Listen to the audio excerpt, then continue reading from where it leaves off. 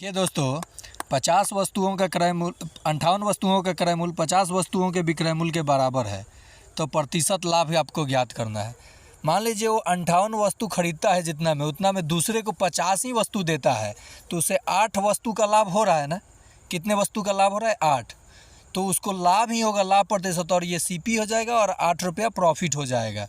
तो 50 सीपी हो गया, नीचे लिखिएगा। अगर ऐसे आपको समझ में ना आए तो आप क्या कीजिएगा, वस्तुओं का क्रय मूल्य, तो सीपी लिखिए एक जगह, और एक जगह ट्रिक है एसपी लिखिए, यानी विक्रय मूल्य। पहले सीपी कितना दिया गया है? 58 वस्तुओं का, तो यहाँ 58 लिख डालिए और यहाँ 50 लिख डालिए और इसे आपस में बदल दीजिए। ठीक है, यही ट्रिक है कि आपस में बदल दीजिए।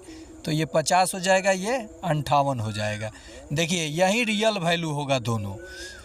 तो जो वस्तु वो 50 रुपये में ख़रीदा और बेचा कितना में? 58 रुपये में, तो उससे लाभ कितना हुआ? 8 रुपये का।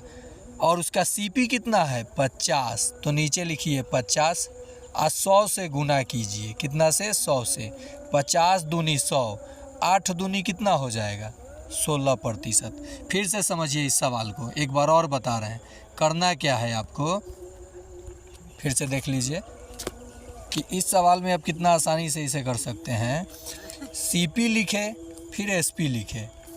58 वस्तु है और ये 50 वस्तु, जितना मान लीजिए 1 रुपया में हम 58 को सामान खरीद के लाए और 1 रुपया में किसी को 50 को दे रहे हैं, तो 8 को वस्तु तो हम छिपा ले रहे हैं, तो मुझे लाभ ही होगा ना। तो यहाँ पहले 50 लिख दें और इसे आपस में बदलेंगे, बदल के देखेंगे कि सीपी बड़ा आ रहा है कि एसपी। तो यहाँ 50 सीपी हुआ, 58 एसपी हुआ। खरीदा 50 में, बेचा 58 में, कितने रुपये का लाभ हुआ? 8। कितने पे? 50 पे। तो प्रतिशत लाभ 100 से गुना 50 दूनी 100 और 8 दूनी कितना प्रतिशत हो जाएगा? 16%। अब आया होगा समझ में, मुझे उम्मीद है।